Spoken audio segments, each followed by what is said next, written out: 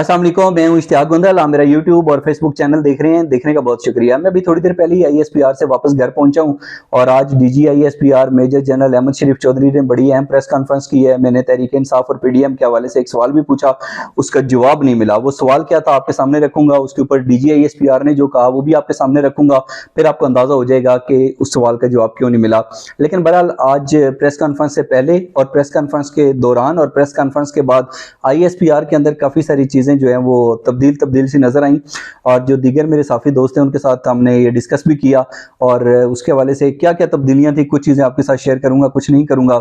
और बुनियादी तौर पे अगर देखा जाए तो DG ISPR major general Ahmad Sharif Chaudhry जो है वो आज जो प्रेस कॉन्फ्रेंस थी वो खुद को महदूद रखना चाह रहे थे। जो दहशतगर्दी की आलिया लहर है पाकिस्तान के अंदर और इसके साथ साथ जिस तरीके से दहशतगर्दों के खिलाफ इंटेलिजेंस बेस्ड ऑपरेशंस किए जा रहे हैं, उस हवाले से डिफेंस के हवाले से वो सिर्फ खुद को डिफेंस तक महदूद रखना चाहते थे और उनकी कोशिश भी यही थी कि ऑडियंस में से जो सवालात आए वो सिर्फ डिफेंस तक महदूद हों।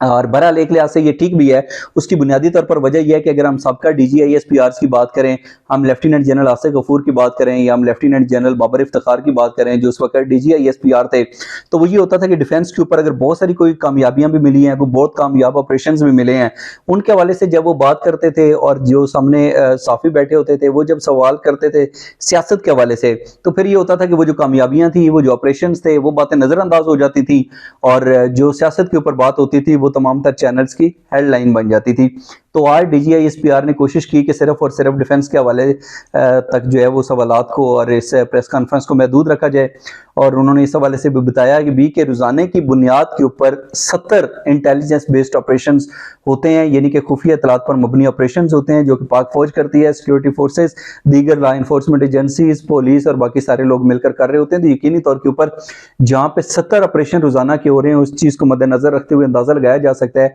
कि पाकिस्तान में दहशतगर्द कितनी बड़ी तादाद में मौजूद हैं और वो कितना असर और रसूख या सलाहियत रखते हैं।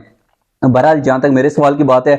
तो मैंने उनसे सवाल ये पूछा कि आर्मी चीफ जो है आसिम मुनीर, उन्होंने पार्लियामेंट के अंदर सिक्योरिटी सूरत हाल के हवाले से ब्रीफिंग देते हुए कहा कि हमें नए और पुराने पाकिस्तान की बहस को छोड़कर हमारे पाकिस्तान की बात करनी चाहिए। तो ये क्या उनकी तरफ से सिर्फ उनकी ख्वाहिश है या ये कोई ख़ास पैगाम था? अब बज़ाहिर देखा जाए ये सवाल तो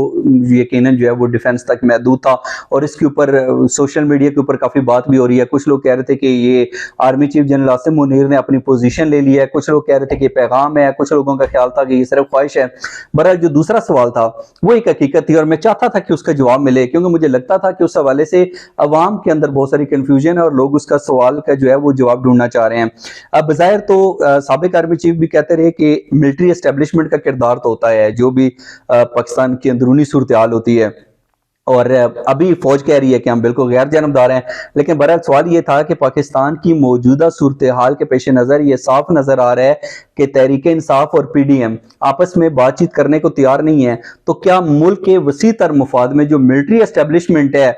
वो इस हवाले से कोई अहम किरदार अदा करेगी या बिल्कुल नहीं करेगी?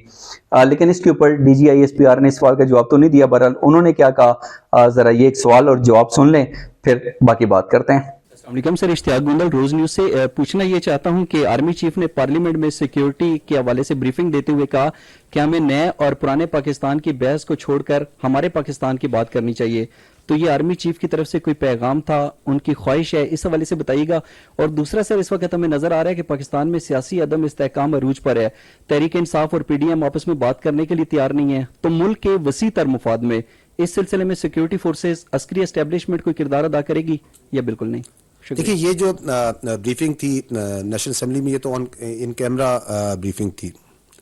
मैं आपकी तवज्जो दिलाऊंगा जो ऑन रिकॉर्ड बात है। 31 दिसंबर 2022 पिछले साल की आखिरी दिन आर्मी चीफ कराची में नेवल एकेडमी की पासिंग आउट से बात करते उन्होंने ये कहा था और उनकी आईएसपीआर की प्रेस रिलीज में भी है कि इस वक्त मुल्क एक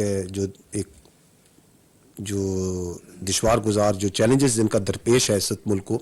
उसके लिए हमें चाहिए कि उनको नबर्द आजमा होने के लिए चाहिए कि तमाम स्टेक होल्डर्स आपस में कौमी इत्तेफाक राय पैदा करें।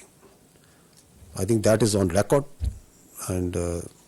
सबके सामने ये बात जी, क्लिप आपने देख लिया जी, ये वाली बात हुई है DGISPR के साथ। लेकिन एक और सवाल भी बड़ा अहमियत कामिल है, वहां पे आज DGISPR से बड़ा वाज़ेह तौर के ऊपर पूछा गया कि आप हमें ये बताएं कि ये जो कुछ लोग जो हैं वो एक प्रोपेगेंडा कर रहे हैं, ये झूठी खबरें या अफवाहें फैला रहे हैं, जिसमें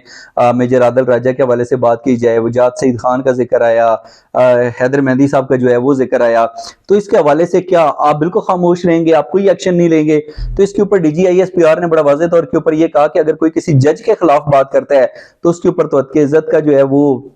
भी आप सूट कर सकते हैं, आप उसके खिलाफ कानूनी कार्रवाई कर सकते हैं। तो हम जरूरी नहीं है कि हमारे ऊपर जो एलिगेशंस जो इल्जामात लगते हैं हम हर एक का टू द पॉइंट हर बात के ऊपर जवाब दें। लेकिन उन्होंने कहा कि बहुत सारे लोग जो हैं वो सियासी एजेंडे की तकमील के लिए इस तरीके से बातें करते हैं,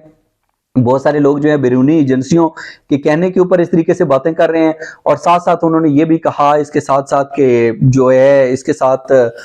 जरूरी नहीं है कि हर शख्स को जवाब दिया जाए, लेकिन जहां पे हमें लगता है जरूरी है तो फिर जो पाकिस्तान के कवानीन है उनको मद्देनजर रखते हुए हम उस तरह के लोगों के खिलाफ कार्रवाइयां करते हैं, और इस तरह की बहुत सी कार्रवाइयां आपको नजर भी आई हैं। अब अगर बज़ाहिर देखा जाए तो ऐसा नजर आता है कि जो ISPR के अंदर जो सबसे बड़ी तब्दीली है वो ऐसा नजर आता है कि अब फौज जो है वो वाकई खुद को कम से कम